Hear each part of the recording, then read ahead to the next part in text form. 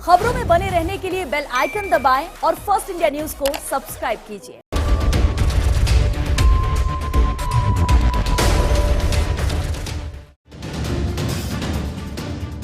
नमस्कार, मैं अदिति नागर और आप सभी का स्वागत है इस खास शो राजनीति में। मैंने बरसों सत्ता के गलियारों में गुजारे हैं। मैंने राजनीति के बदलते हुए रंग देखे हैं और गवा रही हूं सरकारों के बनने और बिगड़ने की। राजस्थान की विधानसभा से संसद तक की तीखी बहस सुनी है। लोक लुभाव ने बजट को भी देखा है। मेरा मकसद है कि मैं आप तक पहुंचाऊं जो बनते बिगड़ते राजनीति के समीकरणों को, बैकस्टेज पे चल रहे तमाम कहानी किस्से मैं आप तक लेकर आऊं और आगे आने वाले समय में सत्ता का ऊंट किस करवट बैठ रहा है उसकी हकीकत आप तक पहुंचाऊं। आज राजनीति में हम बात करेंगे राजस्थान की सियासत पे, अशोक गहलोत के 4 साल के कार्यकाल पर और अशोक गहलोत के प्लान 19 मास्टर स्ट्रोक पर, और साथ में बात करेंगे पहाड़ जैसी आगामी दिनों की चुनौतियों पर। मेरे साथ बने रहिए, ये सिलसिला शुरू करते हैं।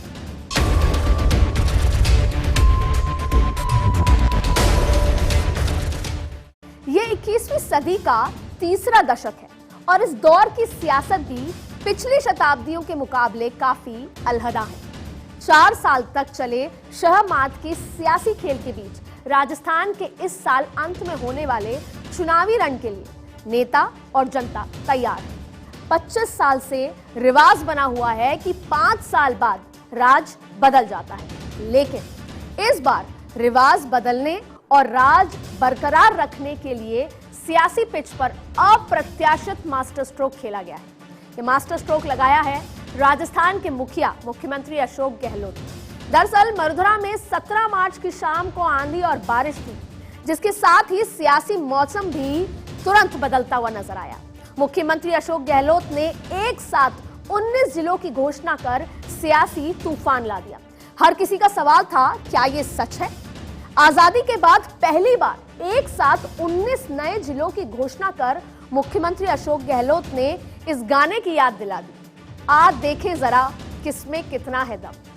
अब सबसे पहले गहलोत की बॉडी लैंग्वेज की बात हम कर लेते हैं। याद कीजिए, जब 10 फरवरी को अशोक गहलोत राज्य का बजट पढ़ रहे थे, तब शुरुआत में एक पुराना पन्ना जुड़ने के बाद उनके चेहरे पर थोड़ी असहजता देखने को मिली। गहलोत के फ्लो में उनके रोचक अंदाज का भी अभाव नजर आ रहा था, लेकिन 17 मार्च को विधानसभा में फिर उसी जगह गहलोत खड़े होकर रिप्लाई देते हैं तो जोरदार वापसी करते नजर आते हैं और उनकी बॉडी लैंग्वेज तो अलग तरह की कॉन्फिडेंस दर्शाती है। गहलोत को यूं ही सियासत का जादूगर नहीं कहा जाता, वो इसे दिखाते भी है समय समय पर। किसी ने सोचा नहीं था कि गहलोत एकाएक 19 नए जिले बनाने की घोषणा एक सांस में कर देंगे। जैसे जैसे नए जिलों के नाम गहलोत पढ़ते गए, वैसे वैसे उनकी पार्टी के भीतर और बाहरी विरोधी हक्का बक्का रह गए। कांग्रेस आलाकमान को राजस्थान में विरोधी पार्टी से ज्यादा अपने ही लोगों ने चिंता में डाल रखा है। गहलोत ने बजट रिप्लाई से तगड़ा मैसेज कांग्रेस आलाकमान को दे दिया।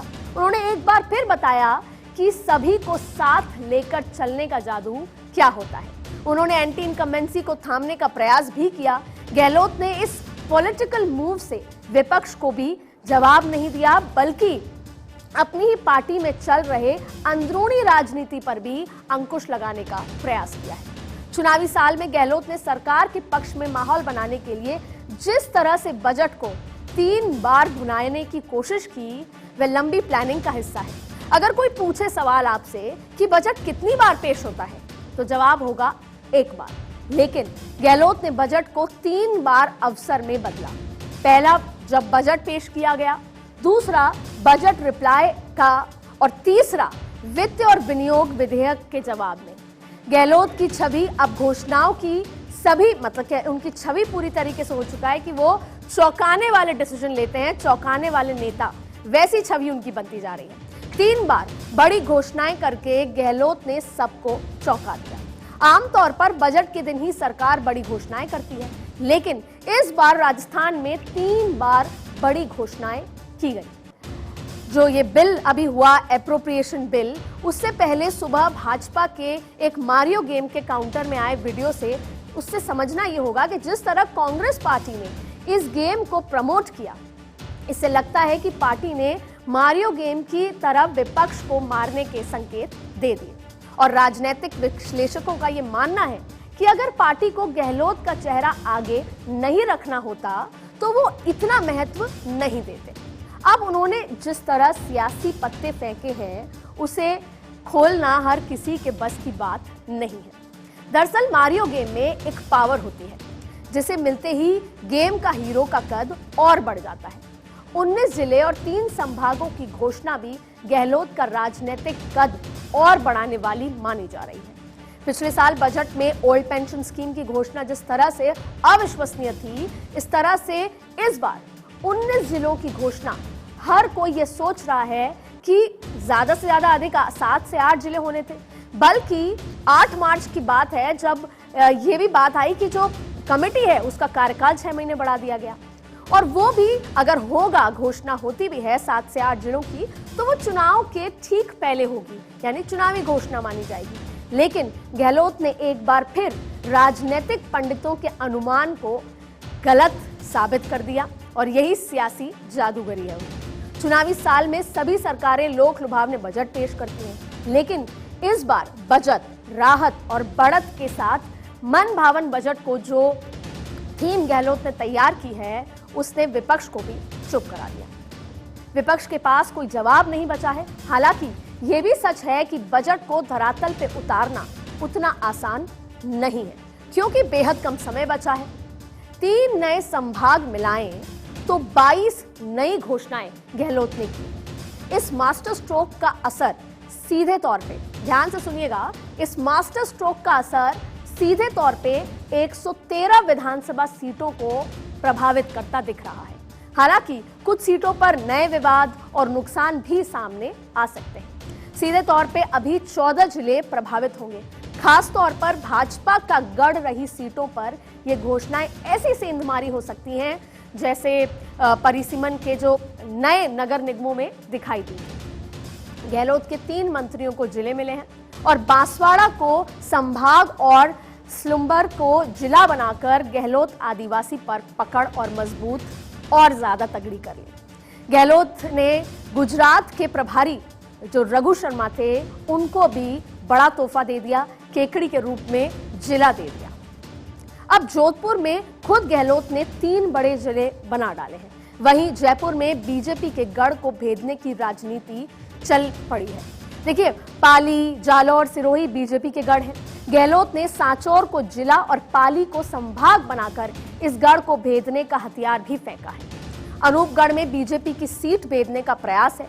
जयपुर संभाग में सबसे ज्यादा सेंधमारी की है। अगर सीटों की बात करें तो जयपुर जिले में 19 सीटें आती हैं, जोधपुर में 10 और अलवर जिले में 11 विधानसभा सीटें हैं। अजमेर में 8, श्रीगंगानगर में 6, बाड़मेर में 7, भरतपुर जिले में 7 विधानसभा जिले में जो 7 विधानसभा सीटें हैं, और नागौर में 10, सवाईमाधोपुर में 4, जालौर में 5, उदयपुर में 7, बांसवाड़ा में 5, पाली में 6, सीकर में 8 विधानसभा सीटों को गहलोत ने साधा है। यानी गहलोत का टारगेट है 156 का, और एक ही मास्टर स्ट्रोक में उन्होंने 113 सीटों पर सीधा सीधा अपना निशाना साधा है। अब सवाल उठता है कि क्या जिलों की घोषणा सरकार रिपीट कराने की गारंटी है? तो मेरा मानना यह है कि फिलहाल ये कह पाना बहुत मुश्किल होगा, क्योंकि चुनाव में कई फैक्टर काम करते हैं। गहलोत ने जिलों की घोषणा करके नाराज विधायकों को तो मना लिया है, जो नाराज विधायक थे वो मान चुके हैं, लेकिन और ये बहुत आसान टास्क नहीं था, क्योंकि विधायकों की नाराजगी हर बार इस पूरे 4 साल में किसी न किसी मांग को लेकर आती चली गई है। फिर भी जो जनता विधायकों से नाराज है वो इस घोषणा से कितने संतुष्ट होंगे, ये फिलहाल कह पाना मुश्किल होगा। हाँ, इतना जरूर कह सकते हैं, और इसको एक उदाहरण के रूप में आपको बताऊंगी मैं, कि तेलंगाना 2014 में आंध्र प्रदेश से अलग होकर जब तेलंगाना राज्य बना था तो उस वक्त केवल 10 जिले तेलंगाना में थे, और टीआरएस जो आज बीआरएस है उसको जीत हासिल हुई, और इसके बाद 11 अक्टूबर 2016 को विजयदशमी के दिन एकाएक 21 नए जिले बनाने की घोषणा कर दी। चुनाव प्रीपोन भी कर दिया गया और जिससे तेलंगाना में जब 21 जिले बनाए गए तो कुल 31 जिले वहां पर बन गए, यानी एक राज्य में एकाएक 31 जिले। और विजयदशमी के दिन की गई इस कदम से के चंद्रशेखर राव ने 2018 में विधानसभा चुनाव में भारी भरकम जीत हासिल की, यानी लगभग 41% वोट और बढ़ गए मिले उनको और 119 में से 88 सीटों पर विजय के साथ फिर से सत्ता में वापसी उनकी हुई। एक उदाहरण था कि कैसे जिलों के समीकरण और 19 से ज्यादा 21 जिलों की जब घोषणा हुई तो कैसी चीजें वहां पर बदल गई। भले ही गहलोत ने इस घोषणा को पॉलिटिकल फायदे से जोड़कर देखा जा रहा हो, लेकिन जितना जल्दी इस घोषणा को लागू किया जाएगा उतना ही जनता को सुविधा भी होगी, आसानी होगी।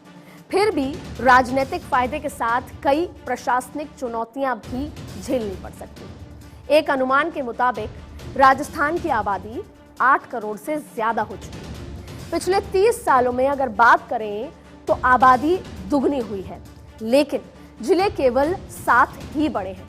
यानी 1981 तक राजस्थान में 26 जिले थे। तब राजस्थान की जनसंख्या करीब 3.6 करोड़ थी। आज के समय में आबादी 8 करोड़ से ज्यादा है, लेकिन जिले 33 ही बन पाए। जिलों की संख्या आबादी की तरह दुगनी नहीं हुई। गुड गवर्नेंस और फास्ट सर्विस डिलीवरी देनी है तो यह छोटे जिलों से ही संभव है। जिले बड़े दायरे में होते हैं तो जिला मुख्यालय आने जाने के लिए जनता को 250-300 किलोमीटर तक का सफर तय करना पड़ता है। छोटे जिले होते हैं तो प्रशासनिक व्यवस्थाओं पर निगरानी बनी रहती है। दूर दराज गांव तक के लोगों को जिला मुख्यालय पर बैठे अफसरों तक पहुंचने में आसानी रहती है। ऐसा नहीं है कि सरकारों के सामने चुनौती नहीं है। भौगोलिक परिस्थिति ऐसी है कि दूर दराज के इलाकों में प्रशासनिक तंत्र को चलाना बहुत मुश्किल है। सबसे बड़ी चुनौती अफसरों की कमी की है। क्षेत्रफल के हिसाब से बहुत महत्वपूर्ण पॉइंट है, आपको मैं बताने जा रही हूं कि क्षेत्रफल के हिसाब से देखा जाए तो जहां अन्य राज्यों में एक आईएएस अफसर के करीब 200 से 215 वर्ग किलोमीटर का इलाका संभालना होता है, राजस्थान बड़ा राज्य है। राजस्थान में एक आईएएस अफसर के जिम्मे अन्य राज्यों के मुकाबले 5 गुना ज्यादा इलाका होता है। ऐसे में प्रशासनिक मशीनरी कितनी भी योग्य क्यों ना हो, काम प्रभावित करती है। अब मुख्यमंत्री अशोक गहलोत अच्छी तरह खुद के सामने खड़ी चुनौतियों को समझते हैं। यहाँ एक और फिल्म का गाना याद आ रहा है, जहां तेरी ये नजर है मेरी जा मुझे खबर है।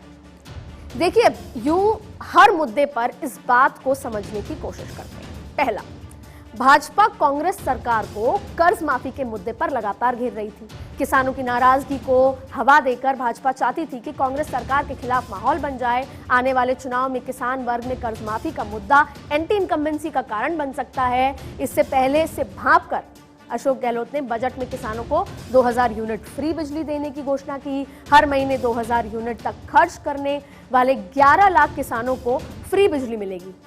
लंपी महामारी में मारे गए जो दुधारू पशु का मुआवजा देने का भी गहलोत ने बजट में वादा किया। देखिए, चुनाव में जिस भी सरकार के लिए पक्ष या विपक्ष का माहौल पैदा करने में सरकारी कर्मचारी का बड़ा रोल होता है। सीएम ने पहले कार्यकाल में गहलोत को यह पता था कि कर्मचारियों के गुस्सा और नाराजगी मुझे झेलनी पड़ी थी। पिछले बजट में कर्मचारियों की ओल्ड पेंशन स्कीम लागू करके कर्मचारी वर्ग में पैठ जमा चुके थे और इस बार ओपीएस से वंचित बोर्ड और नगर निगम यूनिवर्सिटी को भी इस दायरे में लाकर अपनी छवि चमकाने की पूरी कोशिश की गई है। और फिर ये सोशल सिक्योरिटी से जुड़ा मुद्दा है जो मुख्यमंत्री अशोक गहलोत का सबसे प्रिय मुद्दा है। और गहलोत जानते हैं कि कर्मचारियों को खुश करने का सीधा सीधा फायदा चुनाव में भी मिलेगा, जो कि हिमाचल में ही मिला है और कर्नाटक में क्या कुछ होता है ये देखना होगा। हालांकि केंद्र सरकार की ओर से ओपीएस को लेकर अभी भी कहा जा रहा है कि इससे राज्यों का विकास पर नकारात्मक असर पड़ेगा, तो न्यू पेंशन स्कीम का पैसा राज्यों को नहीं लौटाया जाएगा। ऐसे में फिलहाल आने वाले दिनों में ओपीएस का क्या होगा ये भविष्य के गर्भ में ही छुपा है। अब बात करते हैं तीसरी तीसरे पॉइंट की, आम आदमी जो हेल्थ से जुड़ी चिरंजीवी स्कीम में जो मिडिल क्लास लोग हैं उनके लिए बहुत ज्यादा फायदा हुआ। राशि को 10 से बढ़ाकर सीधे 25 लाख कर देना गहलोत का बड़ा मास्टर स्ट्रोक है। आम आदमी हेल्थ के मुद्दे पर संवेदनशील है। ऐसे में यह योजना के जरिए गहलोत ने जो मध्यम वर्ग है और ना सिर्फ प्रदेश का बल्कि बाहर से लोग आके यहाँ पर उपचार कोरोना के समय भी करा के गए, परिवारों का प्रीमियम भी फ्री करने की घोषणा की। अगले वित्त वर्ष में जो पूरी कैटेगरी है EWS वाली, उसके परिवारों को भी चिरंजीवी योजना के तहत फ्री बीमा मिलना शुरू हो जाएगा। गहलोत ने इस योजना के जरिए प्रदेश में करीबन 1.25 करोड़ परिवारों को साध लिया है। अब है चौथा मुद्दा। चुनाव में युवाओं के लिहाज से जो भीतर भर्ती और पेपर का लीक का मुद्दा था, वो कांग्रेस सरकार को बहुत भारी पड़ा, ऐसा लगातार जो बीजेपी कोशिश कर रही है। हालांकि इस मुद्दे को भी फ्रंट फुट पर अशोक गहलोत ने प्रेस कॉन्फ्रेंस भी की, तमाम चीजें की। वहीं बीजेपी पेपर लीक के मुद्दे को ठंडा नहीं होने दे रही थी, सीएम हाउस का घेराव तक कर चुकी है। जन आक्रोश अभियान में भी बीजेपी ने सरकार के खिलाफ युवाओं के गुस्से को भुनाया। गहलोत ने बजट में युवाओं के लिए कई घोषणाएं की। 1 साल में 1 लाख नई नौकरियों की घोषणा की। सबसे बड़ी राहत तो कंपटीशन एग्जाम देने वाले कैंडिडेट्स को मिली। सभी भर्ती परीक्षाओं को मुफ्त करने का फैसला किया गया। 18 से 35 साल तक की उम्र में युवाओं को मुख्यमंत्री लघु उद्योग योजना के साथ 10 से 15% तक का 5 लाख तक की सीमा का जो मार्जिन मनी दी जाएगी। और उज्ज्वला योजना में शामिल 76 लाख परिवारों को गैस, ये एक बहुत बड़ी जैसे कह सकते हैं कि ट्रिगर पॉइंट भी कह सकते हैं और एज भी मानी जा सकती है, क्योंकि उज्ज्वला योजना में 76 लाख परिवारों को गैस सिलेंडर, वो भी 500 रुपए में देने की घोषणा भी उन्होंने इस लिहाज से की जो बहुत ज्यादा अहम मानी जा रही है। 5वां पॉइंट है, इतनी ही नहीं, गहलोत ने कांग्रेस की हिंदू विरोधी छवि को तोड़ने का भरसक प्रयास किया। इसके लिए उन्होंने मंदिरों के विकास की घोषणा कम से कम राजस्थान में भाजपा के इस मुद्दे को, जैसा मैं बता रही हूँ, वो भी छीन लिया है। भाजपा कांग्रेस सरकार पर मंदिरों को तोड़ना, रामनवमी के दिन शोभा यात्रा पर रोक लगाने जैसे आरोप लगातार लगाती आई है। भाजपा के हिंदुत्व के मुद्दे की काट के लिए गहलोत ने प्रदेश में प्रमुख मंदिरों के विकास और धार्मिक पर्यटन की गति देने के लिए कई घोषणाएं कर दी। जयपुर में गोविंद देव जी मंदिर का विकास उज्जैन महाकाल के तर्ज पर करने का ऐलान भी कर दिया। गहलोत ने धार्मिक क्षेत्रों में विकास पर फोकस करके एक तरह से भाजपा का मुद्दा गौण करने की पूरी कोशिश कर दी। अब छठा मुद्दा है कि चुनाव में पहले गहलोत का सोशल इंजीनियरिंग पर भी फोकस है। जातियों को साधने के लिए बोर्ड निगम बनाकर सोशल इंजीनियरिंग कर रहे हैं। हाल ही में वीर तेजाजी बोर्ड का गठन करके जाट समाज को साधने की कोशिश की गई है। राजस्थान में इस बार महिला मतदाताओं की संख्या भी करीबन 2.12% बढ़ी है। महिलाएं मतदाताओं को अपनी सरकार की छवि बेहतर बनाने के लिए और अपने आप से जोड़ने के लिए सरकार के साथ गहलोत लगातार महिलाओं से जुड़ी योजनाओं की घोषणा भी कर रहे हैं। आखिर में हम बात करेंगे, तो अब सियासी बात पर आ जाते हैं कि आखिर में हम बात करेंगे अशोक गहलोत, कांग्रेस आला कमान, सचिन पायलट, कांग्रेस एमएलएज, मंत्री और साथ में प्रधानमंत्री नरेंद्र मोदी, गृह मंत्री अमित शाह, इन तमाम लोगों के समीकरणों पर हम बात करने वाले हैं।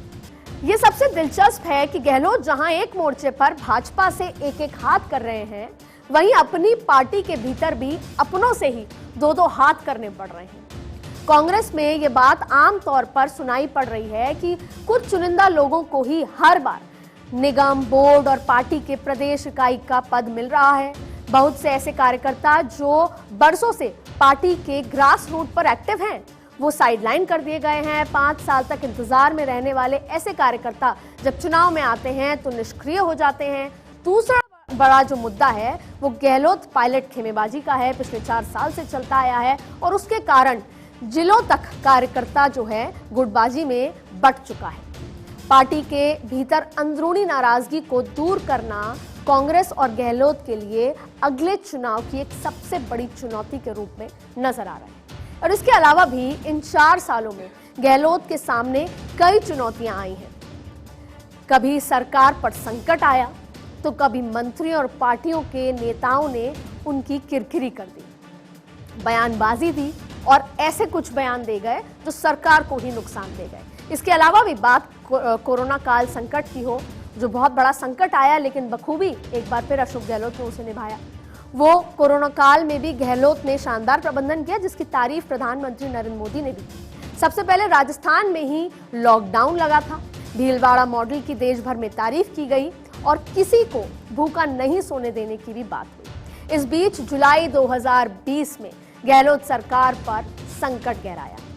करीब 19 विधायक सचिन पायलट के साथ आलाकमान से अपना दबाव बनाने या अपनी बात रखने के लिए हरियाणा के मानेसर में होटल में जाकर डेरा डालने लगे और बहुत लंबे समय ये तमाम चीजें, तमाम एपिसोड चलते रहे और गहलोत ने हार नहीं मानी। 102 विधायकों को एकजुट रखा, कभी जयपुर में तो कभी बाड़मेर में, लेकिन वो लंबा समय, जिसको अशोक गहलोत कई बार कहते हैं सियासी कोरोना के रूप में उसको वो कहते हैं, कांग्रेस आलाकमान ने सचिन पायलट के खिलाफ कार्रवाई भी की और जो लोग नाराज होकर चले गए, पीसीसी चीफ और डिप्टी सीएम से भी उनका पद गया और उसके अलावा भी जो और लोग गए थे उनका भी पद उनको गंवाना पड़ा।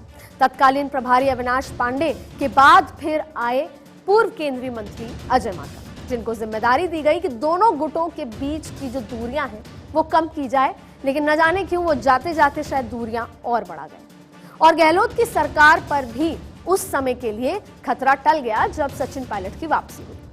वैसे गहलोत को गांधी परिवार का एकदम भरोसेमंद माना जाता है। कांग्रेस में अध्यक्ष को लेकर जब चुनाव की बात आई तो सबसे पहले अशोक गहलोत का नाम सामने आया। तो राजस्थान में मुख्यमंत्री फेस बदलने की चर्चाएं तेज हुई। फिर तय हुआ कि सीएलपी की बैठक होगी। एक फरमान आता है जो अजय माकन लेकर आते हैं और सीएलपी की बैठक में एक लाइन का प्रस्ताव पारित होगा, ये बात आती है। और इसी पूरे घटनाक्रम से जो वो विधायक थे 102 जो बाड़ेबंदी में सरकार को बचाने के लिए थे, वो डर जाते हैं और उनको लगता है कि कहीं सचिन पायलट को बना दिया जाएगा। ऐसे में पर्यवेक्षक के तौर पे मल्लिकार्जुन खड़गे भी वहां पहुंचते हैं। अजय माकन दिल्ली से जयपुर पहुंचते हैं। सीएमआर में सीएलपी की बैठक तय होती है और इस बीच मंत्री शांति धारीवाल के आवास पर 100 से ज्यादा विधायक पहुंच जाते हैं। धारीवाल के आवास पर गहलोत समर्थक विधायकों ने इस्तीफा लिख दिया और रातों रात ही विधानसभा स्पीकर डॉक्टर सीपी जोशी ने उनको सौंप दिया। गहलोत की रणनीति ही थी कि इतना सब कुछ होते हुए भी सब कुछ मैनेज किया जाए और बाद में केसी वेणुगोपाल के साथ प्रेस कॉन्फ्रेंस करके कांग्रेस अध्यक्ष का चुनाव लड़ने की अटकलों पर विराम लगा दिया जाए। ये वो वक्त था 25 सितंबर, ये वो वक्त था 7 दिन का, जब हर जगह ये बात चल रही थी कि शायद अशोक गहलोत का जो ग्राफ है गांधी के सामने वो कम होता जा रहा है और शायद वो जो 50 साल की पॉलिटिक्स जो कमाई थी वो खत्म हो गई। लेकिन अगर आज में हम खड़े होकर देखते हैं तो उस बात को भी उन्होंने पूरी तरीके से खत्म कर दिया और उस बात पर भी पूरी तरीके से पानी फेर दिया। और हाल ही में जब राहुल गांधी को पुलिस लेने पहुंची तो अशोक गहलोत वो पहले नेता थे बाकी और कांग्रेस के सीनियर नेताओं के साथ जब वो वहां पहुंचे और उसके बाद दिल्ली में एआईसीसी में उन्होंने प्रेस कॉन्फ्रेंस की। एक बार फिर अपने सियासी चतुराई से कई बार वो विरोधियों को मात देते आए हैं। हालांकि गहलोत ने यहां तक कह दिया था कि मेरा इस्तीफा सोनिया गांधी के टेबल पे है। जब उस 25 सितंबर की घटना हुई तब भी कह दिया था और इसके बाद प्रदेश में नेतृत्व परिवर्तन की बातें थमी और प्रभारी अजय माकन की भी छुट्टी हो गई। अब गहलोत इससे आगे निकलते हुए पुरजोर कोशिश में जुटे हैं कि सत्ता में कांग्रेस की वापसी हो। आने वाले दिनों में भी गहलोत के सामने कई बड़ी चुनौतियां हैं, क्योंकि अभी तक बीजेपी के केंद्रीय नेतृत्व ने तो राजस्थान के चुनावी समर में कदम भी नहीं रखा है। भले ही राजस्थान में बीजेपी में गुटबाजी हो, फिर भी बीजेपी को चुनावी मशीनरी के तौर पर जाना जाता है। केंद्र नेतृत्व ने अभी तक राजस्थान में कैंप करना शुरू भी नहीं किया है। राजस्थान की बीजेपी में भले ही बहुत ज्यादा गुटबाजी हो और चरम पे हो, चुनावी मिशन के लिए बीजेपी मशहूर है। मोदी शाह के जोड़ी को कई बार उन्होंने कमाल किया है और हारी बाजी को कैसे पलटना है ये भी मोदी शाह की जोड़ी अच्छे से जानती है। मोदी जब भी मरुधरा के चुनावी समर में उतरेंगे तो एक ही रैली में बाजी पलटने का मादा रखते हैं और इसके अलावा बीजेपी के केंद्र नेतृत्व की रणनीति, अमित शाह, जेपी नड्डा के आक्रामक रुख से पार पाना किसी भी चुनौती से कम नहीं है। अब टिकट का बंटवारा हो या फिर चुनावी रणनीति, सभी में बीजेपी बहुत आगे है और बहुत माहिर भी है। और इन सब के बीच देश की सियासत में कई बार गहलोत बनाम मोदी देखा जा चुका है। कभी भी गांधी परिवार पर संकट आया हो तो गहलोत चट्टान की तरह गांधी परिवार के साथ खड़े नजर आए हो। और ईडी का वो दौर बता दें, जब 5 दिन लगातार राहुल गांधी को ईडी दफ्तर बुलाया गया, तब पूरी रणनीति एआईसीसी में अशोक गहलोत ही बना रहे थे। अब सवाल यही उठता है कि आगामी विधानसभा चुनाव में कांग्रेस आलाकमान का गहलोत को कितना साथ मिलता है। सागर फिल्म के इस गाने में क्या खूब कहा गया है, जिस हाथ में एक हाथ हो उस हाथ की क्या बात हो। गहलोत के हाथ में आलाकमान का हाथ आ जाए तो क्या जनता भी हाथ से हाथ मिलाकर राजस्थान के 25 साल पुराने रिवाज को तोड़ देगी। टिकट बंटवारे में कितना हस्तक्षेप रहता है, क्योंकि पूरा दारोमदार टिकट बंटवारे पर ही रहता है। अगर टिकटों में बंटवारा गहलोत के मुताबिक हो, जो कि जाति समीकरण के माहिर हैं, उनके टिप्स पे सब कुछ है, तो कांग्रेस के अंदरूनी खाते ये माना जा रहा है कि सत्ता की वापसी बहुत ज्यादा मुश्किल नहीं होगी। सवाल यह भी है कि राजस्थान में राहुल और प्रियंका की कितनी रैलियां होंगी, राहुल या फिर खड़गे गहलोत का कितना साथ देते हैं और राहुल की अपील कितनी कामयाब होती है। तो हमने बात की आज राजस्थान की सियासत की, लेकिन जिसका इंपैक्ट पड़ेगा 2024 पे। एक बात नरेंद्र मोदी और अशोक गहलोत में बहुत कॉमन है, फ्री हैंड और योजनाएं। नरेंद्र मोदी फ्री हैंड काम करते हैं और योजनाओं के माध्यम से लोगों के दिल में घर कर लेते हैं। ठीक वैसे ही अशोक गहलोत भी फ्री हैंड काम करते हैं और अपनी योजनाओं से राजस्थान के हर घर में जाकर हर घर में अपनी एक जगह बना रहे हैं। अब देखना होगा कि दोनों का तरीका और दोनों की सोच एक है, लेकिन इस सियासी लड़ाई में जीतता कौन है। इस बार राजनीति में इतना ही। मेरे साथ फर्स्ट इंडिया पर बने रहिए। अगले हफ्ते फिर किसी नए मसले के साथ हाजिर होंगे।